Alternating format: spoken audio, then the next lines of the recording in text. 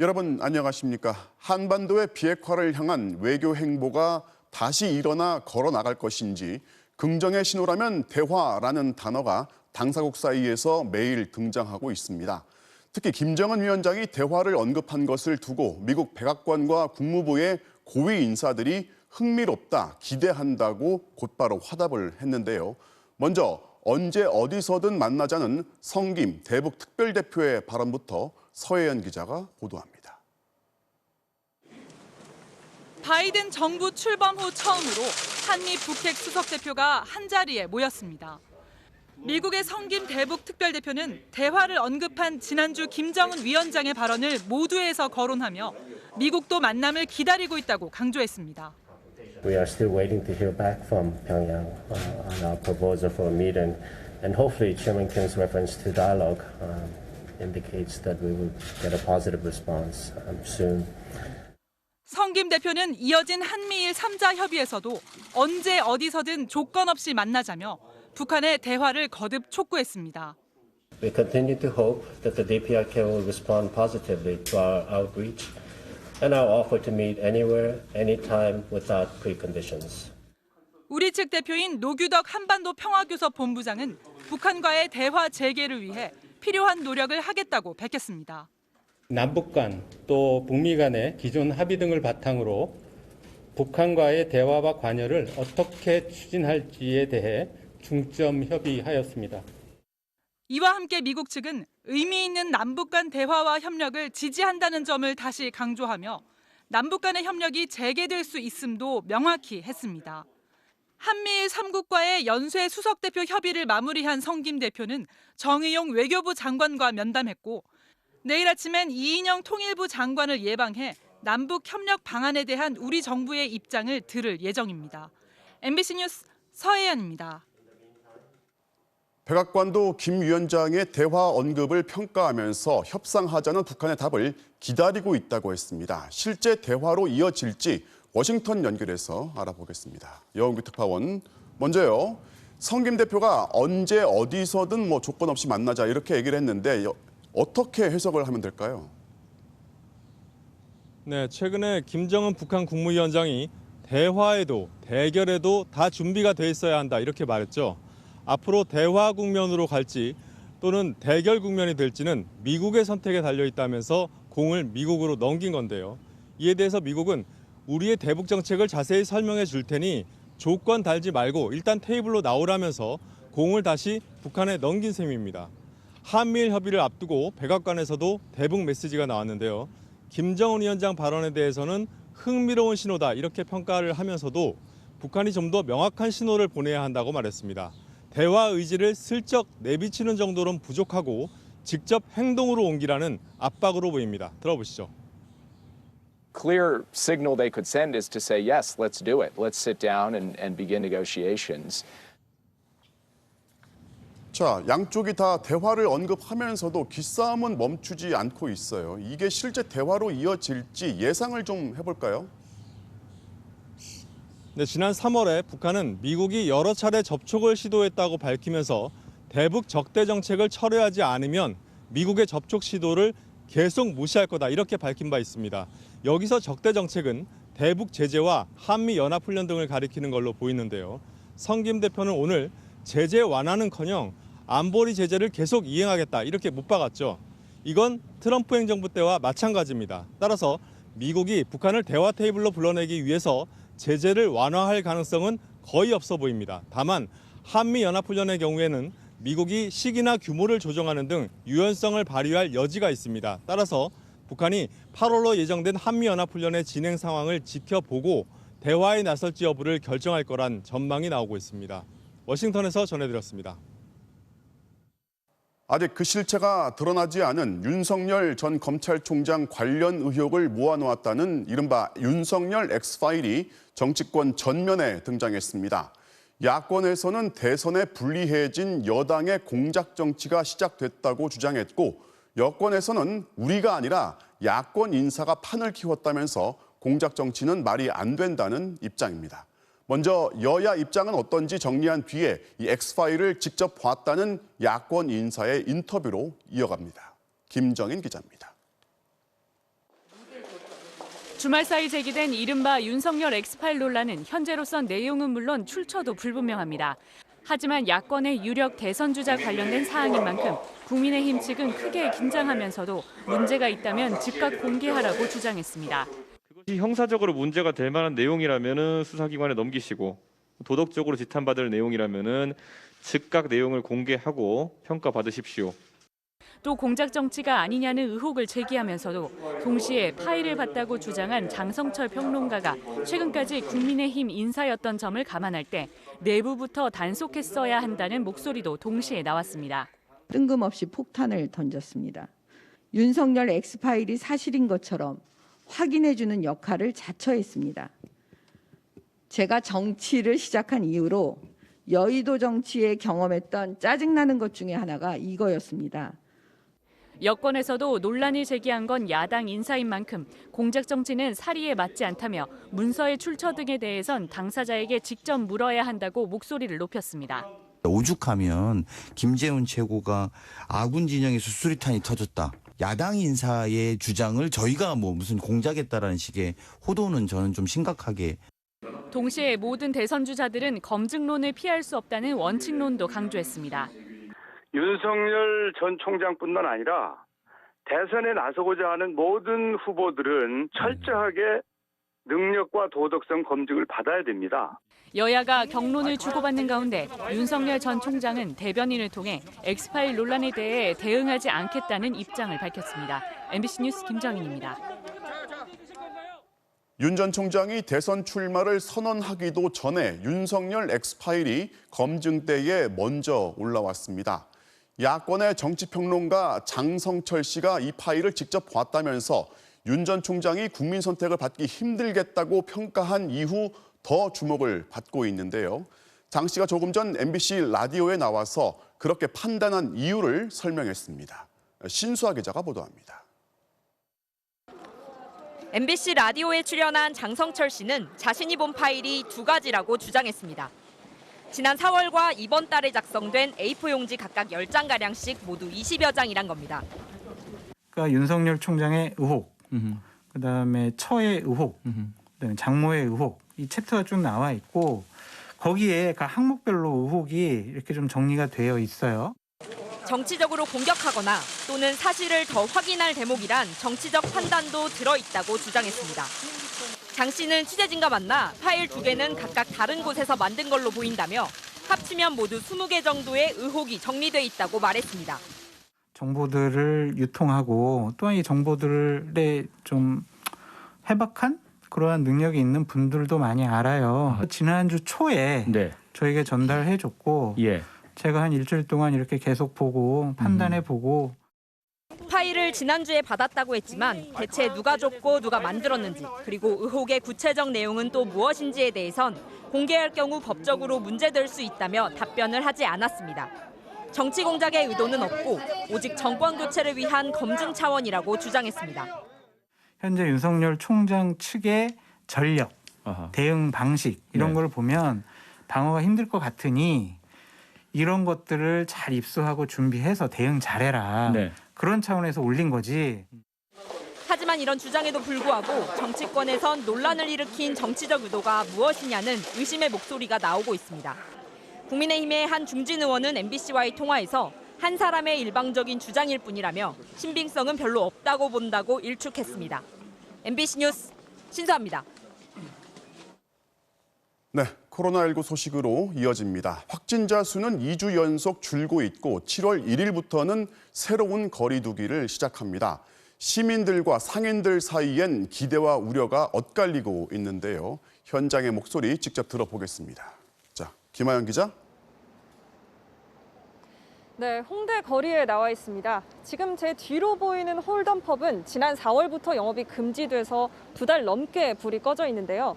다음 달부터는 영업을 할 수 있게 됩니다.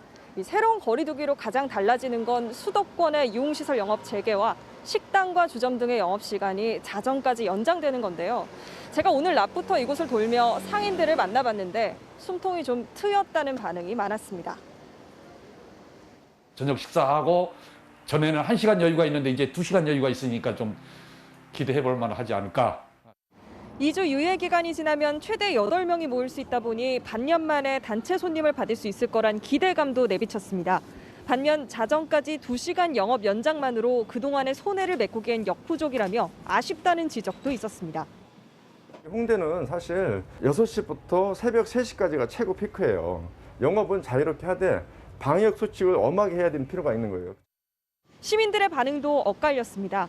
조금씩 일상으로 복귀를 시작할 때라는 의견이 있는가 하면 백신 이런 부분들이 있어서 조금 완화를 해도 그래도 조금 경제라든지 이런 부분 사람들한테 좀 좋지 않을까. 아직 백신 접종 중인데 완화는 이르다며 우려하기도 했습니다. 아직 코로나가 이렇게 잠잠해진 것도 아닌데 벌써 제한이 풀린다는 게 약간 좀 무서워요. 좀. 방역당국은 고령층이 2차 접종을 완료하는 8월까지는 방역이 잘 유지돼야 한다며 새로운 거리 두기가 적용돼도 각자 방역 수칙을 잘 지켜줄 것을 당부했습니다. 지금까지 홍대 거리에서 MBC 뉴스 김아영입니다. 전 국민 백신 접종률은 30%를 눈앞에 두고 있습니다. 오늘부터는 국내 4번째 백신 모더나의 접종을 시작했는데요. 정부는 3분기에 주로 파이자와 모더나를 접종할 계획입니다. 이덕영 기자입니다. 서울의 한 종합병원. 지난 1일 국내에 들어온 모더나 백신 접종이 처음 시작됐습니다. 할인 풀고 계셔야 돼요. 대상은 30세 미만 의료인과 의대생, 간호대학생 등 5만 5천 명입니다. 병원에서는 좀 더 감염의 위험성이 있으니까 걱정이 많았거든요. 근데 맞고 나니까 그래도 편하게 일할 수 있을 것 같아서 마음이 많이 가벼워졌습니다.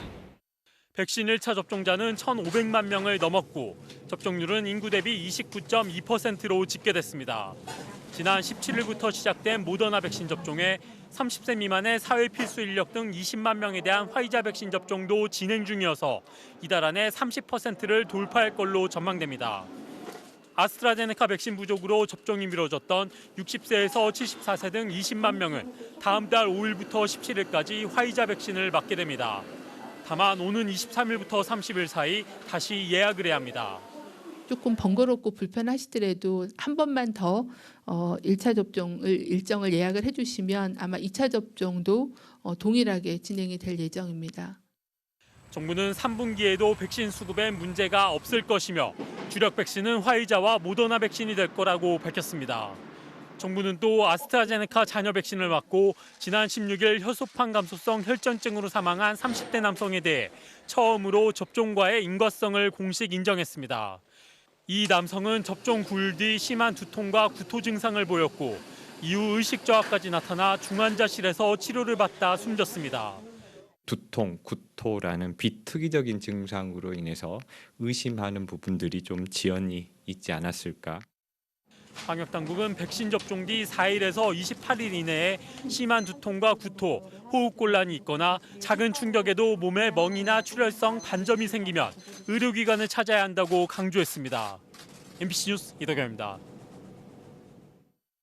경기도 이천 쿠팡 물류센터 화재 현장에서 순직한 고 김동식 구조대장의 연결식이 거행됐습니다. 열정과 헌신으로 27년 동안 화재 현장을 누볐던 김 구조대장은 마지막으로 자신의 일터에 들러서 동료들과 인사를 나눴습니다. 구조대장의 마지막 출근길을 정상빈 기자가 함께했습니다. 고 김동식 119 구조대장의 유해를 실은 운구차가 천천히 소방서 앞으로 들어섭니다.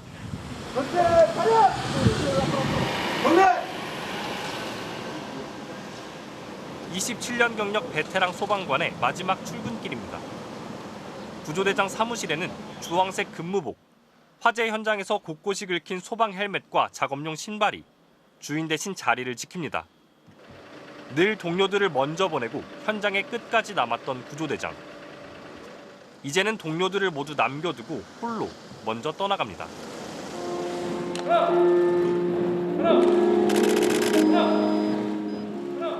아들이 영원히 쉬러 가는 길에 어머니는 다시 한번 무너져 내렸습니다. 마지막 현장까지 함께했던 후배 소방관들은 이제야 미처 못한 작별 인사를 건넵니다. 그 무시무시한 화마 속에서 며칠을 더 홀로 둘 수밖에 없었던 그 1분 1초가 두려웠습니다. 소방령 김동식 대장님을 마음속에 간직한 채 안녕이란 말로 인사드립니다. 경기도청장으로 엄수된 영결식엔 가족과 동료 소방관 등 90여 명이 참석했고 문재인 대통령도 조전을 보내 고인을 애도했습니다. 1계급 특진과 함께 옥조 근정훈장이 추서된 고 김동식 119 구조대장은 국립대전현충원에 안장됐습니다. MBC 뉴스 정상빈입니다. 화재가 발생한 이천 쿠팡 물류 창고. 짐을 최대한 많이 쌓기 위해서 한 층 안에 여러 단의 철제 구조물을 지었습니다. 당연히 불이 나면 빠르게 번질 수밖에 없는데 불이 나고 8분이 지나서야 스프링클러가 작동한 것으로 확인됐습니다. 임상재 기자가 취재했습니다. 경기도 이천 쿠팡 물류창고는 한 층 높이를 10m로 높게 짓고 그 한 층을 다시 철제 구조물로 여러 층으로 쪼갠 복층 구조였습니다. 불이 시작된 지하 2층의 경우 물건을 옮기는 컨베이어 벨트를 맨 아래 두고 그 위로 2개 층을 더 만들었습니다. 물건을 더 많이 쌓기 위해서입니다. 복층 구조에 쌓여있는 선반에는 굉장히 막 다닥다닥하고 촘촘하게 붙어 있어요. 창고에서 흔한 구조로 불법은 아니지만 불이 번지는 속도는 더 빨라집니다. 불이라는 것은 평방향으로 가는 것을 1의 속도라고 한다면 하방향, 아래쪽으로 가는 게 0.3이고요. 위로 올라가는 게 20배 빨라요. 그런데도 스프링클러는 화재가 난 뒤 8분이 지나서야 작동됐습니다. 2번이면 이건 가짜야 또 이런 부분도 있고요. 그런 상황에서 이제 이번에도 아마 8분 정도 그걸 꺼놓은 거로 저희가 현재까지는 확인하고 있습니다. 뒤늦게 스프링클러가 작동했을 땐 이미 지하 2층 공간 전체로 불이 번졌을 것으로 보입니다. 실 전체로 화재가 급속하게 확산되는 것을 우리가 플래시오버라고 하는데 보통 5분에서 8분 사이에 그 플래시오버에 도달합니다. 방화 셔터가 제 역할을 했는지도 의문입니다. MBC 취재 결과 쿠팡 창고의 방화 셔터는 유리 섬유가 사용된 것으로 확인됐습니다. 유리 섬유는 최대 1000도까지 버티는데 불에 탈 재료가 많은 물류 창고의 경우 목재 건물 수준인 1400도까지 순식간에 치솟았을 것으로 추정됩니다. 가운데는 방화 셔터가 들어가 있어요. 바둑판처럼 불이 나면 고기만 타야 되는 거예요. 유리섬유는 900이나 1000도 되면 다 깨져버려요. 이 때문에 물류 창고의 방화 셔터는 가격이 유리 섬유보다 비싸지만 방화 효과가 더 강력한 철제나 실리카 같은 소재를 쓰도록 기준을 강화해야 한다는 지적도 나오고 있습니다. MBC 뉴스 임상재입니다. 코로나19로 배달 앱 수요가 폭발적으로 늘면서 배달 앱 회사 그리고 이른바 진상 고객들의 갑질과 횡포가 끊이지 않고 있다는 보도를 여러 번 전해드렸는데요. 이제 이런 갑질이 도를 넘고 있다면서 음식점주들의 호소가 이어지고 있습니다. 먼저 새우튀김 1개를 놓고 벌어진 한 음식점주의 안타까운 죽음에 대한 이야기 먼저 보시고 나서 배달앱 갑질이 끊이지 않고 있는 근본적인 문제가 뭔지 짚어보도록 하겠습니다. 김세진 기자가 전해드리겠습니다. 지난달 동작구의 한 김밥 가게. 주인 A씨가 계산대 앞에서 누군가로부터 걸려온 전화를 받은 뒤 갑자기 머리를 잡고 쓰러집니다.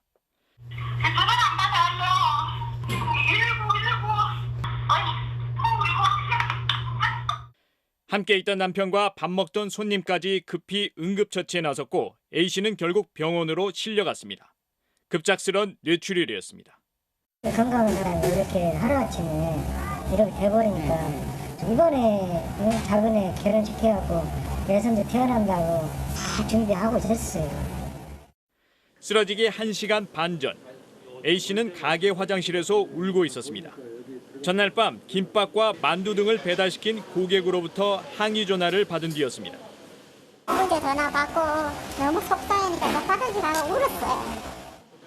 이 고객은 주문 다음 날 새우튀김 3개 중에 2개를 먹은 뒤 1개가 색깔이 이상하다며 환불을 요구했습니다. 1개에 2,000원 하던 새우튀김에서 비롯된 불만이 말다툼으로 번졌습니다. 50대인 A씨는 고객의 막말에 충격을 받았습니다.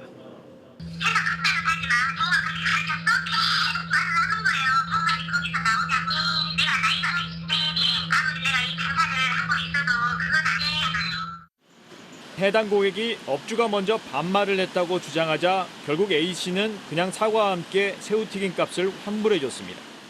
하루 지났는데 아니 상점 가가지고도 뭐 음식 사가지고 하루 지나가지고 누가 환불해줄 사람이 있나요? 이 가게니까 할 수 없이 이제 환불해주는 거지. 이걸로 끝날 줄 알았지만 아니었습니다. 이 고객은 다시 배달앱 업체를 통해 시킨 음식 전부를 환불해달라고 요구했습니다. 개념 없는 사장이라는 댓글과 함께 별점 1점으로 혹평을 남겼습니다. 이때부터 배달앱의 압박도 시작됐습니다.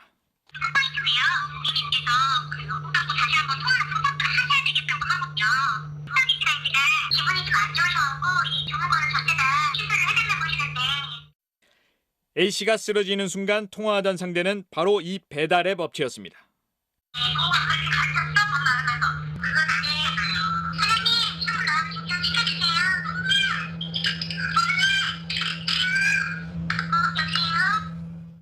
A씨가 사경을 헤매는 동안에도 배달업체의 요구는 집요했습니다.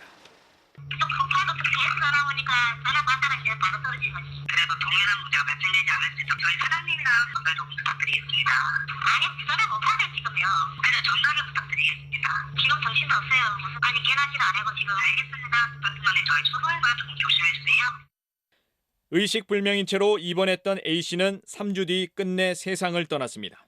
유족들은 평소 A씨에겐 별다른 질환이 없었다고 말합니다. 다만 음식 하나로 겪어야 했던 상상 이상의 모멸감과 스트레스를 견디지 못했다는 겁니다. 혹시 소비자가 해달라고 어쩔 수 없지. 우리는 꾸준히 당할 수밖에 없는 구조가 되는 거죠. 그렇게 꾹 참으면서 그렇게 먹고 살기 위해서 했던 게 더 마음이 아프죠, 제가. 자, 이 내용 취재한 김세진 기자 나와 있습니다. 김 기자, 리포트 보면서 저도 참 마음이 안타까웠는데요. 자, 그런데 이 배달앱 업체 입장에서는 이 음식 점주들도 고객 아닙니까? 네, 그렇습니다. 배달앱의 수익은 업주들이 내는 수수료에서 나옵니다. 하지만 현실에선 이 업주들이 사실상 항변할 기회를 갖지 못한다는 게 문제입니다. 네, 그러면 뭐 명확한 환불 기준을 두든지 아니면은 업주 입장에서 해명할 수 있는 기회를 줘야 하는 거 아닌가요? 네, 업주들도 권리를 침해당했을 때 배달앱에 항변할 기회를 갖긴 하는데요. 이것 역시 현실과 다릅니다. 이른바 별점 테러를 당해서 억울함을 호소하던 한 점주를 취재했는데요.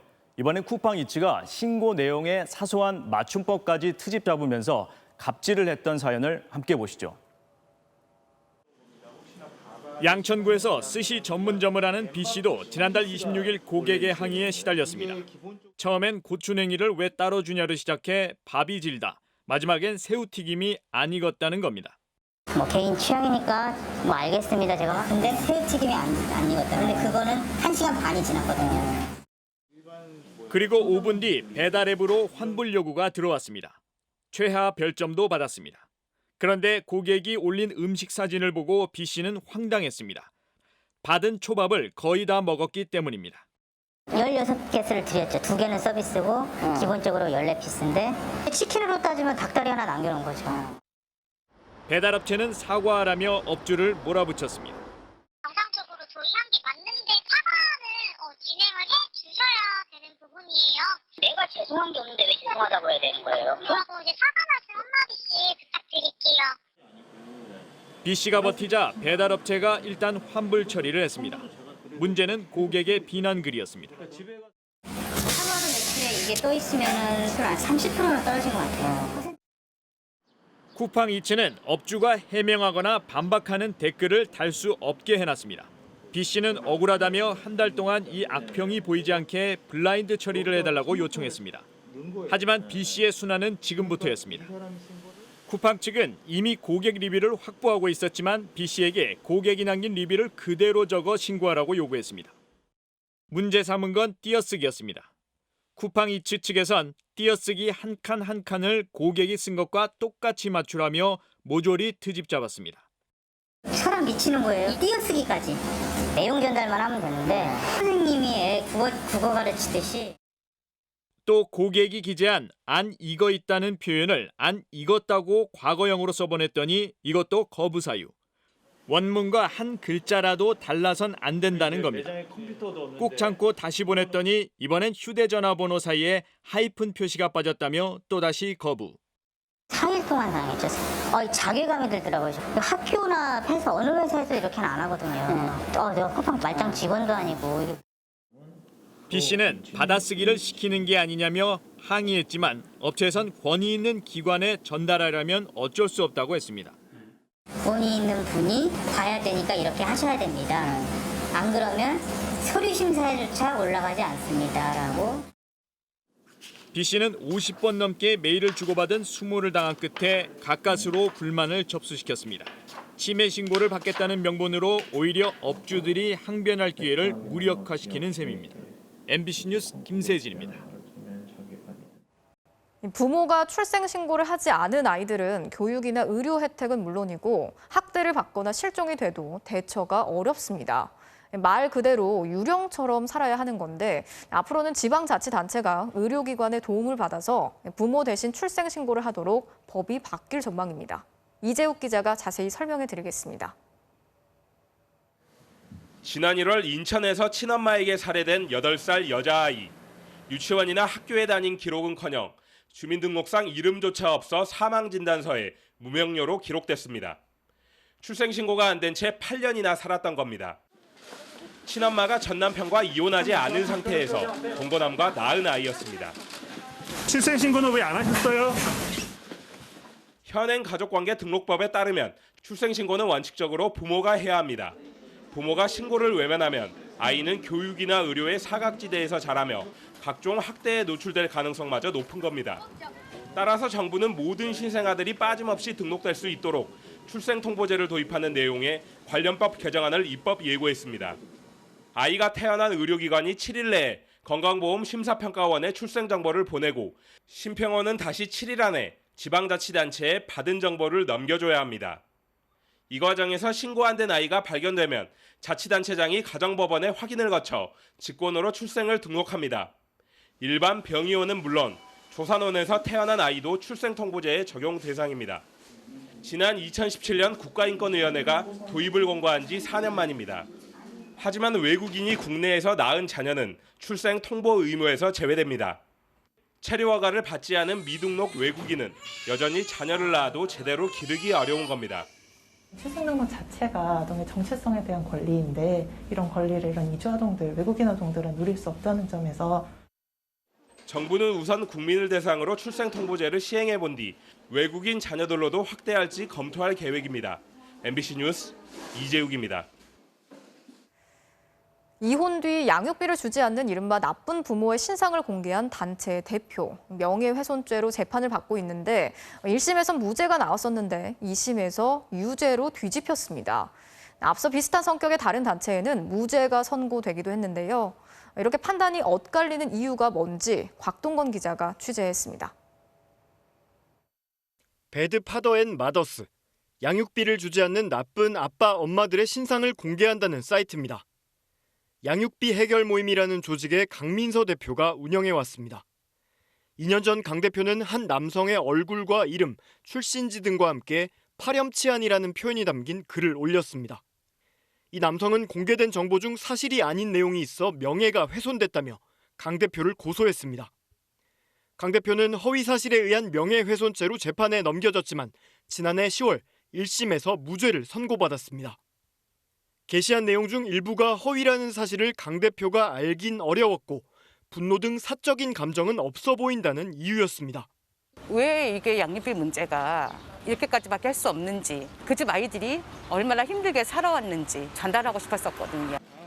그러자 항소 뒤 2심에 나선 검찰은 기존의 허위사실 명예훼손 외에 그 내용이 진실이라 해도 공개적으로 명예를 떨어뜨린 거라며 사실 적시에 의한 명예훼손 혐의를 추가했습니다.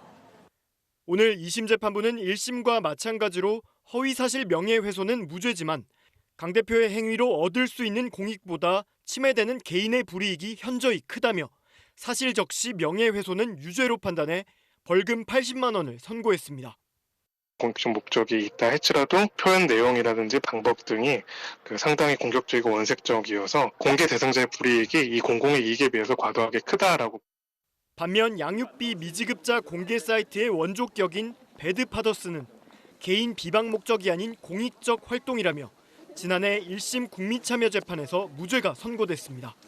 하지만 진실을 공개했더라도 처벌되는 이른바 사실적시 명예훼손죄를 놓고 2달 전 헌법재판소는 처벌할 수 있다는 결정을 내리는 등 사건이나 재판부마다 판단이 엇갈리고 있습니다. MBC 뉴스 곽동건입니다. 공군 성폭력 피해자가 스스로 삶을 정리하게 만든 사건이 발생하고 공군 본부가 국방부에 보고할 때 앞뒤 설명을 다 잘라내고 단순 변사 사건으로 보고한 건 당시 공군 본부 경찰단장의 지시 때문이라는 증언이 나왔습니다. 성폭력 사건의 피해자라는 걸 삭제하도록 반복해서 지시했다는 건데요. 김수근 기자가 보도합니다. 이 중사가 숨진 바로 다음 날인 지난달 23일 공군본부 군사경찰단이 이 사건을 단순 변사로 국방부에 보고했습니다. 성추행 피해자라는 사실은 빠져 있었습니다. 당시 군사경찰단 실무자는 성추행 피해 내용을 보고서에 담아야 한다고 4차례나 주장했지만 묵살됐습니다. 성범죄 사실을 빼라고 지시한 건 다름 아닌 공군 군사경찰단장인 이모 대령이었다는 복수의 증언이 나왔습니다. 이걸 빼면 안 됩니다라고 하니까 빼라고 한 4차례를 계속 얘기를 해요. 담당자와 군사경찰단장이 4차례나 실갱이를 한 거죠. 군 측의 조직적인 은폐 축소 정황은 이뿐만이 아닙니다. 20 전투비행단 수사기장은 사건 초기 피해자만 조사하고 가해자 장모 중사를 불구속 의견으로 상부에 보고했습니다. 그런데 가해자는 조사조차 하지 않았습니다. 이 과정에서도 윗선의 개입이 있었을 거란 의혹이 제기됩니다. 사건 가이드라인을 짜놓고 수사를 한 셈이다. 모종의 외화 없이 일선 부대 수사계장이 이와 같은 이상한 판단을 내리기란 쉽지 않은 일이다. 국방부 검찰단은 사건 111일 만에 가해자인 장모 중사를 강제추행과 보복 협박 등의 혐의로 구속 기소했습니다. 장 중사의 휴대전화에선 숨진 이 중사가 사건을 덮으려 했던 관련자 중 한 명인 노 준이에게 이 사건 이전에 성추행을 당하는 장면이 담긴 영상도 나온 것으로 확인됐습니다. 군 검찰은 공군본부 공보 정훈실에 대해서도 압수수색을 실시하는 등 수사 범위를 확대하고 있습니다. MBC 뉴스 김수근입니다. 경기도가 지방세를 내지 않은 체납자 14만 명의 가상 자산을 추적해서 가상화폐 530억 원을 압류했습니다. 한 의사는 재산세 500만 원을 체납했는데 가상화폐는 무려 120억 원을 가지고 있었습니다.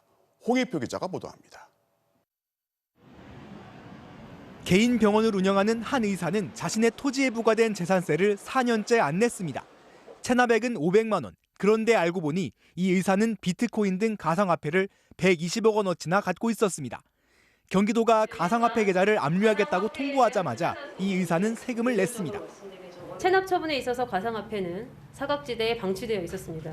효과적인 추적 징수 활동이 필요하다고 판단하여 경기도가 세금 체납자 14만여 명의 휴대전화 번호와 주요 가상화폐 거래소 4곳의 가입자 정보를 비교해봤습니다. 12,000여 명이 세금은 안 내면서도 530억 원을 가상화폐에 투자하고 있었습니다. 상가 임대료까지 받으면서 재산세 1,700만 원을 안 낸 한 의사는 비트코인 등 28억 원어치를, 주택 30여 채를 가진 임대사업자는 소득세 3천만 원은 안 냈지만 가상화폐는 11억 원어치 갖고 있었습니다. 5년 동안 지방소득세 등 2천만 원을 안 내며 재산이 없다던 유명 홈쇼핑 진행자 계좌에도 이더리움 등 5억 원어치가 있었습니다. 이들의 가상화폐 거래 계좌는 압류됐고 세금을 계속 안 내고 버티면 이 가상화폐를 팔아 세금을 내게 됩니다. 자동차세를 4번 넘게 안 낸 차량들도 특별 단속 대상이 됐습니다. 서울시가 5만 8천여 대의 차량을 추적해 번호판을 떼어내 보관하는 건데 밀린 세금을 내야 번호판을 돌려줍니다. 오늘 하루만 95개 번호판을 영치했는데 이들의 체납 액수만 4천만 원이 넘습니다. MBC 뉴스 홍익표입니다.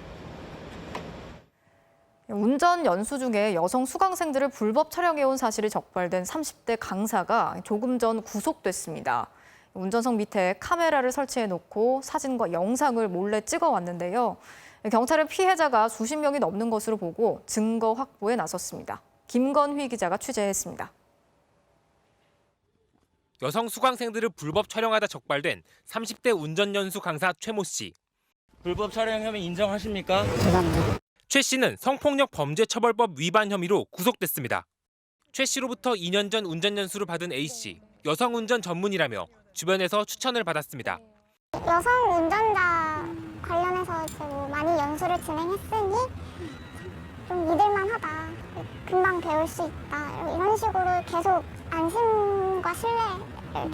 지난주 경찰 연락을 받고 나서야 본인이 불법 촬영 피해자라는 걸 알게 됐습니다. 운전석 밑에 설치된 초소형 카메라를 통해 A씨의 속옷과 하반신이 찍힌 겁니다. 제 얼굴까지도 나오더라고요. 일상에서 만나는 모든 사람들을 잘 못 믿을 것 같은 그런. 당시 A씨는 본인 차로 연수를 받겠다고 했지만 최 씨는 본인 차를 타도록 유도했다고 합니다. 두세 번 얘기를 했는데 그런 식으로 유도를 하시길래 저는 원래 다들 이렇게 하나 보다. 아니면 거기에 그 차량에 뭔가 안정장치 같은 게 설치가 되어 있나 보다. 최 씨가 보조석에서 휴대전화로 몰래 촬영한 A씨의 얼굴 영상도 발견됐습니다. 경찰은 최 씨의 휴대전화와 클라우드 서버를 분석한 결과 추정되는 피해 여성이 최소 수십 명인 것으로 보고 수사를 확대하고 있는 것으로 알려졌습니다. 해외 서버 업체에도 영상을 확보하기 위해 수사 협조를 요청했습니다. 카메라를 부착했던 사진, 카메라를 주문한 사진, 연수 중에 다른 연수생을 찍은 사진 등을 확보를 하게 되었고 차량 안에 그 카메라를 붙이는 USB 연결선이 발견되었던. 경찰은 최 씨가 SNS로 자신이 찍은 불법 촬영물을 지인에게 보낸 사실을 확인하고 추가로 유포한 사실이 있는지를 조사 중입니다. MBC 뉴스 김건희입니다. 자, 이렇게 하루도 끊이지 않고 발생하는 불법 촬영 범죄. 얼마 전엔 국제인권단체인 휴먼 라이츠 워치가 한국의 디지털 성범죄에 관해서 무려 96페이지에 달하는 심층 보고서를 냈습니다. 이 보고서엔 성범죄의 심각성을 인지하지 못하고 있는 우리 사회의 실태가 적나라하게 드러나 있었습니다. 임소정 기자가 전해드리겠습니다. 직장 상사가 선물한 탁상시계. 한 달 뒤에야 몰래카메라인 걸 알았다.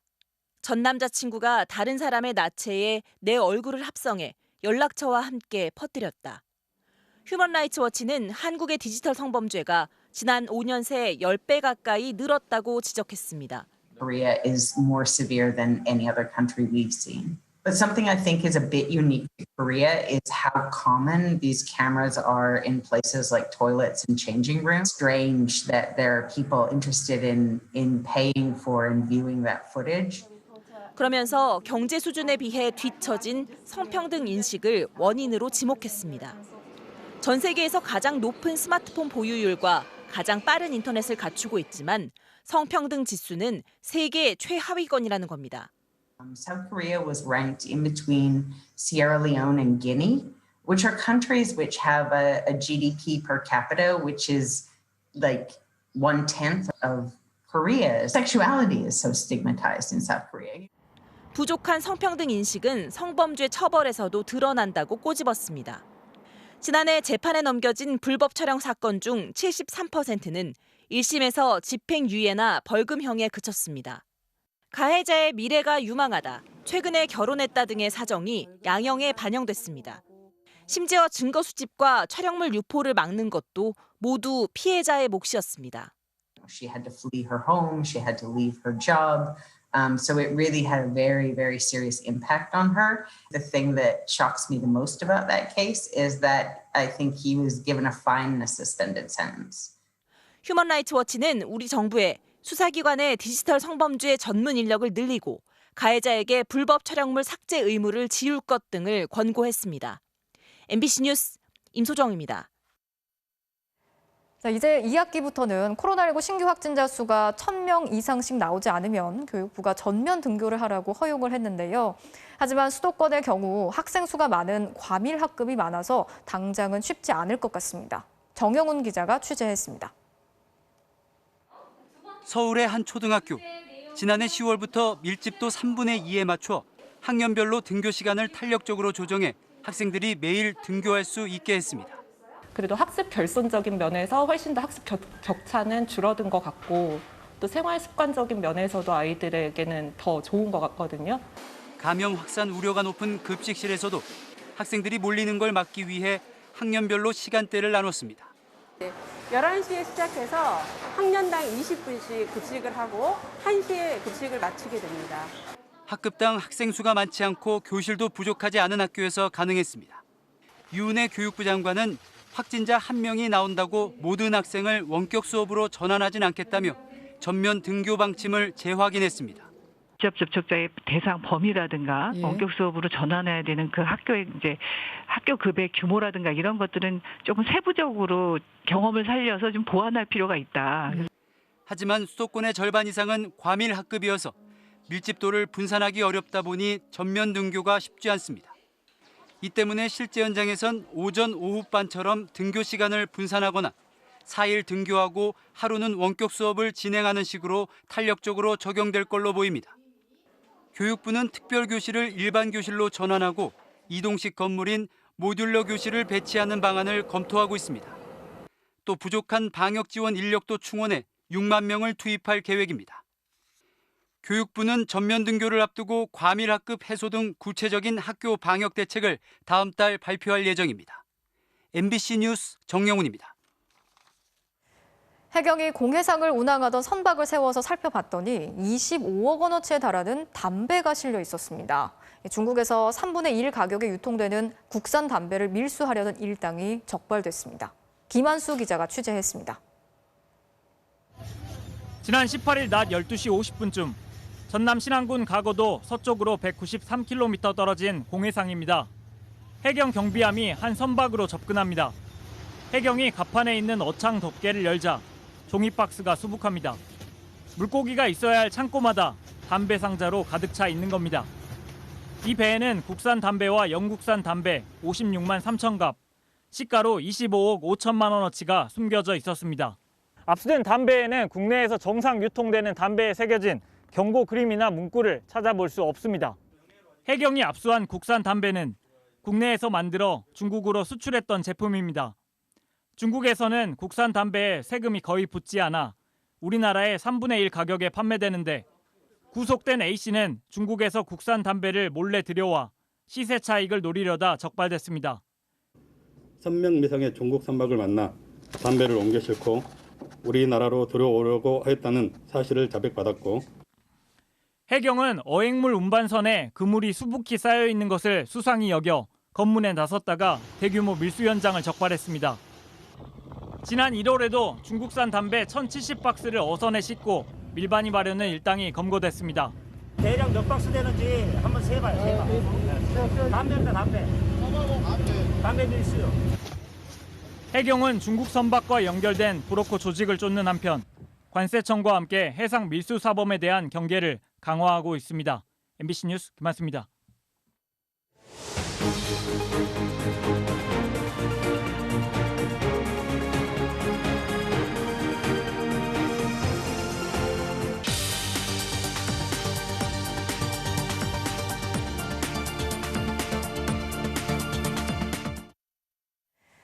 한밤중 술에 취해 운전을 하던 40대 운전자가 앞서 가던 차를 들이받았습니다. 그런데 확인을 해봤더니 피해 차량 운전자 역시 술에 취한 상태였습니다.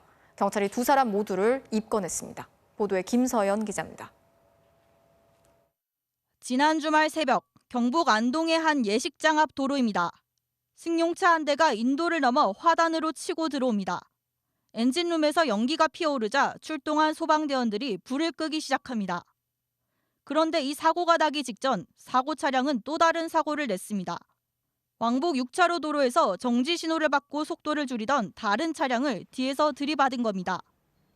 맞은편 도로에서 승용차를 들이받은 차량이 대로를 가로질러 그대로 이곳 조경수가 있는 곳까지 밀고 들어왔습니다. 사고 충격으로 불이 난 흔적이 보이고 차량 파편이 나뒹굴고 있습니다. 경찰이 음주 측정을 한 결과 사고 차량 운전자의 혈중 알코올 농도는 0.11%, 운전면허 취소 기준인 0.08%를 훨씬 넘은 만취 상태였습니다. 경찰은 또 규정에 따라 피해 차량 운전자의 음주 상태도 측정했는데 혈중 알코올 농도는 0.06%, 면허 정지 수준으로 나왔습니다. 피해 차량 운전자도 술을 마시고 운전을 하다 사고가 나면서 음주운전이 탄로난 겁니다. 다행히 가해 차량과 피해 차량 운전자, 동승자 등 3명은 크게 다치지는 않았습니다. 경찰은 가해 차량 운전자 40대 A씨와 피해 차량 운전자 30대 B씨를 음주운전 혐의 등으로 입건했습니다. MBC 뉴스 김서연입니다. 불법 체류 외국인 여성을 고용해서 밤 늦게까지 몰래 영업을 하던 유흥업소가 적발됐습니다. CCTV로 망까지 보면서 2중, 3중으로 문을 잠근 채 영업을 했는데요. 화장실 천장엔 탈출 통로까지 있었습니다. 김지인 기자가 취재했습니다. 자정 무렵 경기도 시흥의 한 유흥주점. 문 여세요. 영장 집행 나왔습니다. 문을 열어주지 않아 강제로 열었는데 그 안에 또 다른 철문이 나옵니다. 이 철문까지 억지로 열고 들어서자 종업원이 혼자 앉아 있습니다. CCTV로 단속을 확인하고 이중문을 잠근 겁니다. 이렇게 문을 안 열어주시면 어떡합니까? 한 1시간 동안. 하지만 손님은 한 명도 없는 상황. 다시 벽처럼 위장된 문을 열어 제끼자 그제야 노래방 시설이 나타나고 손님들과 외국인 여성 종업원들이 숨을 죽인 채 숨어 있습니다. 문 여세요. 화장실 천장엔 탈출 통로가 만들어져 있고 화장실 위로 해서 이렇게 지금 올라가 있네요, 애들이. 실제로 외국인 종업원 한 명은 이 천장 통로로 도망치다 붙잡혔습니다. 닫힙니다. 내려오세요. 거기 언제까지 있을 거야? 적발된 유흥업소 업주는 단속 나온 공무원의 멱살을 잡는 등 적반하장으로 난동을 부리더니 갑자기 가게에 불을 지르겠다고 협박했습니다. 유흥주점인 이곳엔 집합금지 명령이 내려졌지만 이들은 문을 걸어 잠근 채 불법 영업을 해왔습니다. 시위하느라고 그냥 간판만 올렸나 보다 그렇게 생각을 하고 있었지. 방역수칙을 어기고 자정까지 유흥업소에 있던 손님은 19명, 외국인 종업원은 15명이었습니다.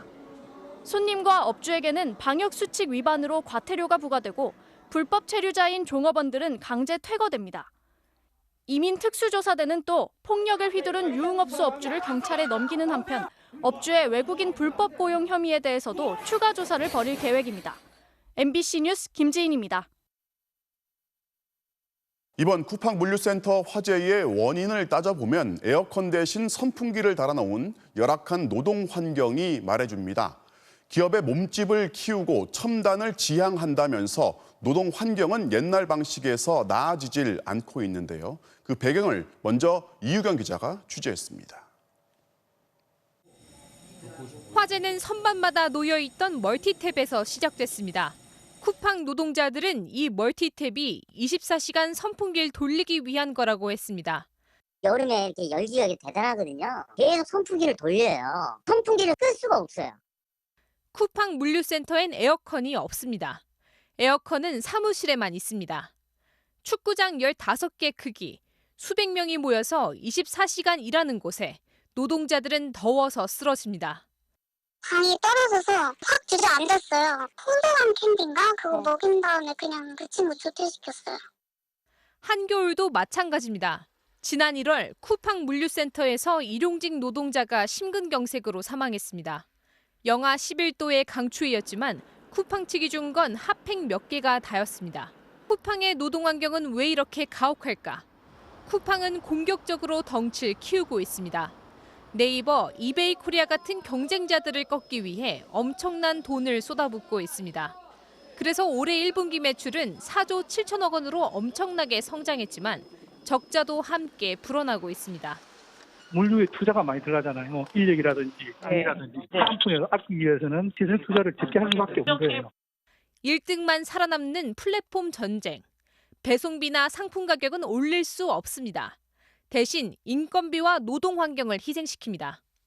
만약에 쿠팡이 좋은 의도를 가지고 작업자들의 복지에 신경을 쓰고 냉담 방식을 다 하고 근무 시간 적절히 하고 이렇게 하면 원가가 올라가잖아요. 고객을 잡아둘 수가 없는 거예요. 쿠팡 탈퇴 운동은 오늘도 계속 이어졌습니다. 한 소비자는 새벽 배송과 존엄한 노동 환경이 함께 가능하지 않단 걸 알면서도 그동안 외면했다는 성찰의 글을 남겼습니다. MBC 뉴스 이유경입니다. 쿠팡만 해도 전국에 100개 이상 있다는 이 물류센터는 더 이상 단순한 창고가 아닙니다. 수천 명이 일하고 여러 설비와 장비가 돌아가는 물류 공장입니다. 하지만 이 거대한 시설은 여전히 창고로만 분류돼 있고 안전 기준도 그만큼 느슨한 겁니다. 윤상문 기자가 이어서 보도합니다. 마켓컬리가 처음 시작한 신선식품 새벽 배송. 쿠팡은 새벽 배송을 거의 모든 상품으로 확대했습니다. 지금 온라인 쇼핑 시장은 속도 전쟁입니다. 이달 초 11번가가 당일 배송에 뛰어들었고 네이버도 CJ 대한통운과 손잡고 오늘 도착 서비스를 하겠다고 발표했습니다. 배송 속도 전쟁에서 가장 중요한 무기는 물류센터. 요즘 물류센터는 예전과 많이 달라졌습니다. 우선 규모가 엄청나게 커졌습니다. 예전에는 단순히 물건을 보관하는 창고였지만 지금은 수백 명의 노동자가 그 안에서 분류와 배송 일을 합니다. 창고가 아니라 수많은 사람들이 일하는 거대한 공장입니다. 지금은 물건이 바로 창고에서 바로 가잖아요, 고객한테. 물건을 보관해놨다가 덩어리로 큰 트럭에 실어서 옮기는 그런 구조였다면 지금은 그 안에 박스 하나하나를 다 목적지에 따라서 분류하고 순서대로 실어야 되는 그런 공장의 성격이 강해지고 있는 거죠. 하지만 규제는 그냥 창고 수준입니다. 물류센터를 그냥 창고 정도로 취급하다 보니 화재가 났을 때 지하에서 연기를 빼내는 시설도 의무 설치 대상이 아닙니다. 재현 시설을 설치를 안 해도 되는 거였네요. 네. 이게 완공검사 증명서를 봐도 재현 설비에 대한 내용이 없어요. 오히려 규제를 풀어주기까지 했습니다. 지난 2005년 정부는 물류창고에 스프링클러만 설치하면 방화벽은 적게 설치해도 되도록 규제를 풀었습니다. 작업과 적재 공간을 확보해달라는 업계의 요구 때문이었습니다. 엄청나게 커진 건물 크기, 수많은 노동자들이 일하는 공간. 그래서 불이 나면 매우 위험합니다. 2011년 1,000개 정도에 불과하던 물류창고는 10년 만에 4,600개로 늘어났습니다. 지난해에만 732개가 새로 생겼습니다. 지금도 곳곳에서 대형 물류센터들이 건설되고 있습니다. MBC 뉴스 윤상문입니다.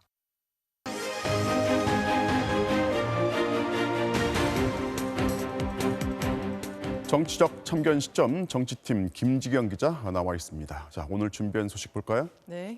윤석열은 방어가 힘들겠다. 엑스파일 본 장성철은 왜인데요. 윤석열 전 검찰총장 본인 그리고 가족의 비리 의혹을 담아놨다는 이른바 엑스파일. 이게 실체가 공개도 안 됐는데 이미 파장이 커지고 있어요. 네, 여권도 아니고 야권 인사가 이른바 엑스파일을 보고는 윤석열은 방어가 힘들겠다는 결론을 내리면서 파문이 커지고 있습니다. 네. 국민의힘 출신 정치평론가인 장성철 공간과 논쟁 정책센터 소장이 그 주인공인데요. 장 소장은 SNS에다가 이런 의혹을 받는 분이 국민의 선택을 받는 일은 무척 힘들겠구나라는 게 고심 끝에 내린 결론이다 이렇게 적었습니다. 또 윤 전 총장이 출마하면 현 집권 세력이 장난질을 치기 너무 좋은 먹잇감이 될 것 같다. 그러면서요. 안 되는 것은 빨리 포기하는 게 낫다고 강조했습니다. 네, 파문이 커지니까 장 소장이 조금 전에 MBC 라디오에 출연해서 글을 올린 배경을 설명했는데요. 직접 들어보시죠. 네. 제가 보니까 여러 가지 방어가 힘든 부분도 있을 것 같고 현재 윤석열 총장 측의 전력, 대응 방식 이런 걸 보면 방어가 힘들 것 같으니 대응 잘해라. 그런 차원에서 올린 거지. 지금 방어가 힘들 거란 얘기를 계속한단 말이죠. 네. 대체 어떤 내용이라서 그럴까요? 네, 자신이 본 윤석열 X파일은 두 가지 버전인데 각각 A4 용지 10장 분량이고요. 모두 합쳐서 20여 개 의혹이 담겨 있다 그렇게 설명했습니다. 네. 어떤 내용인지 직접 들어보시죠. 하나의 문건은 아마 4월 말쯤에 작성된 것 같아요. 또 하나의 문서는 6월 초에 작성된 것 같아요. 챕터가 3개의 챕터로 나눠져 있더라고요. 그러니까 윤석열 총장의 의혹, 처의 의혹, 장모의 의혹 이 챕터가 쭉 나와 있고 거기에 각 항목별로 의혹이 이렇게 좀 정리가 되어 있어요.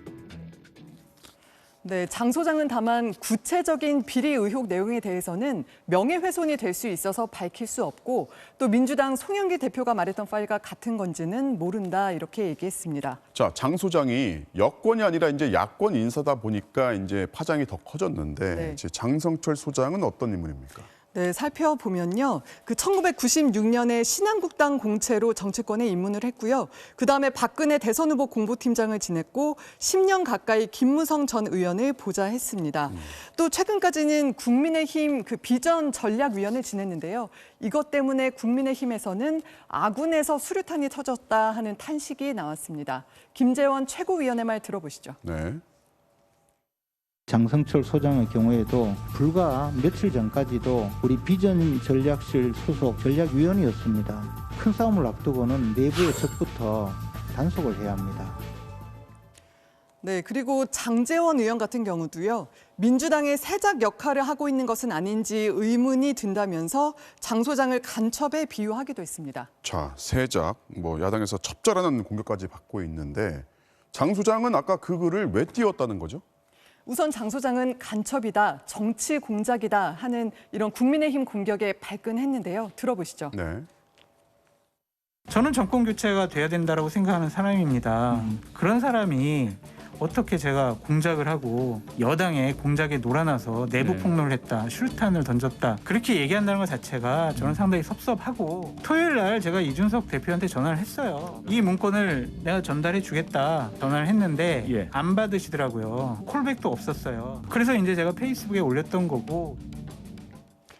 네, 그러니까 다시 말하자면 정권 교체를 위해서 위험 요소를 잘 관리해야 한다는 차원에서 글을 올렸다 하는 게 장 소장의 해명입니다. 네. 하지만 정치권에서는 장 소장의 배우를 의심하는 시각도 있는데요. 최재형 감사원장과 친분이 있는 김무성 전 의원이 윤석열 대신 최재형을 띄우기 위해서 자기 보좌관이었던 장 소장을 이용한 거 아니냐 하는 의혹입니다. 여기에 대해서 김무성 전 의원은 장 소장은 평론가의 길을 걷게 된 이후에 서로 왕래가 없다 그러면서 전혀 무관하다 선을 그었습니다. 자, 이른바 엑스파일의 당사자죠. 윤석열 전 총장 입장이 나왔습니까? 네, 최근에 이동훈 대변인이 사임하면서 이상록 대변인이 새로 나섰는데요. 엑스파일 문제에 대해서는 대응하지 않기로 했다 하는 입장을 밝혔습니다. 윤 전 총장의 측근인 손경식 변호사가 얼마 전에 윤 전 총장 부인에 대한 검찰 수사를 정치 공작이다 이렇게 비난했다가 논란이 벌어졌었는데요. 이번에는 파문을 키우지 않기 위해서 일단 무대응 원칙을 정한 걸로 보입니다. 알겠습니다. 오늘은 여기까지 듣겠습니다. 지금까지 정치팀 김지경 기자였습니다. 메이저리그 스타 조이 보토 때문에 울다 웃은 6살 꼬마 팬의 사연이 잔잔한 감동을 선사하고 있습니다. 박주린 기자입니다. 어제 판정을 두고 심판과 말싸움을 벌이다가 1회 첫 타석에서 퇴장을 당한 조이 보토. 한참의 실랑이 끝에 그라운드를 떠났는데 이 장면을 지켜본 한 팬이 곧바로 SNS에 사진 한 장을 올렸습니다. 자신의 딸이 눈물을 글썽이는 모습과 함께 생애 처음 야구장에 왔지만 가장 좋아하는 선수의 퇴장을 지켜보게 된 순간이란 설명이 달렸습니다. 경기 도중 구단을 통해 이 내용을 접한 보토는 경기를 끝까지 뛰지 못해 미안하다고 적은 사인볼을 선물했고 6살 아비게일은 다시 웃음을 되찾았습니다. 보토와 꼬마 팬의 인연은 이게 끝이 아니었습니다. 아비게일은 오늘 경기에 구단의 초청을 받아 덕아웃 바로 옆자리에서 보토를 지켜봤습니다. 꿈에 그리던 우상과 직접 마주하게 된 순간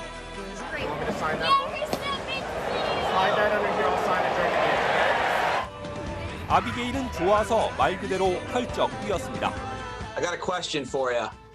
Yes? What was it like meeting Joey Votto today? Amazing! 보토도 깔끔한 안타로 6살 광팬의 기대를 저버리지 않았습니다. I have no words. It has really touched my heart. Yeah. Yeah, it's really touched our hearts together. MBC 뉴스 박주린입니다. 탁구 신동으로 불렸던 신유빈 선수가 17살 최연소 대표로 도쿄올림픽에 나섰는데요. 큰 무대에서 긴장을 극복하기 위해 BTS의 쩌러를 반복해서 듣는다는군요. 김태용 기자가 보도합니다. 2년 전 오늘 14살로 역대 최연소 국가대표 발탁. 신유빈은 도쿄올림픽에서도 역시 최연소입니다. 최연소 메달을 따면 좋겠지만 대한민국 대표로 나가니까 책임감을 가지고 우선 메달을 딴다는 생각으로. 코로나로 국제대회가 제한돼 세계 랭킹은 겨우 85위.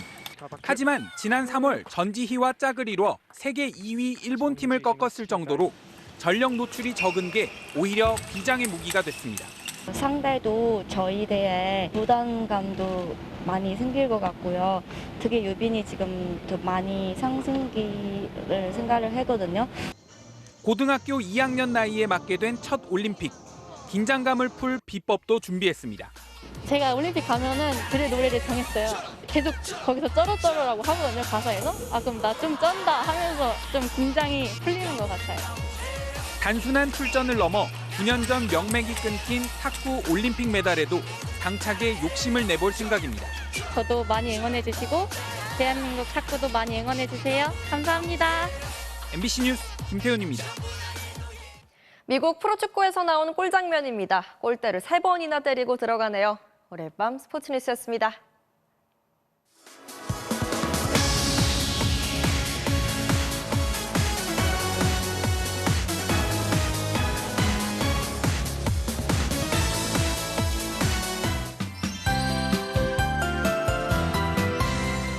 내일부터는 작은 우산 하나를 휴대하시는 편이 좋겠습니다. 대기 불안정이 무척 심해지면서 오늘보다 더 많은 지역에서 소나기가 내리겠습니다.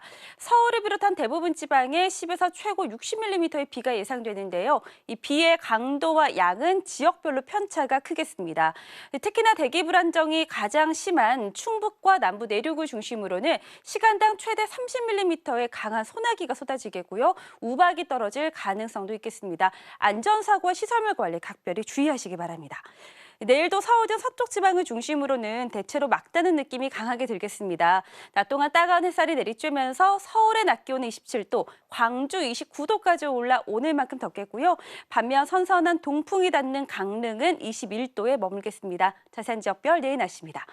내일 아침부터 밤사이 내륙 곳곳에서는 소나기가 내리겠고요. 동해안 지방은 내일까지 너울성 파도가 강하게 밀려오겠습니다. 아침 최저 기온은 서울 18도 등으로 오늘과 비슷하겠고요. 낮 최고 기온은 서울 27도, 청주 28도, 대전도 29도까지 오르겠고 강릉은 21도에 그치겠습니다. 한동안은 잦은 소나기가 내리면서 수요일인 모레 서울의 낮 기온도 26도까지 낮아질 전망입니다. 날씨였습니다. 6월 21일 뉴스데스크 마치겠습니다. 오늘도 함께해 주신 여러분 고맙습니다.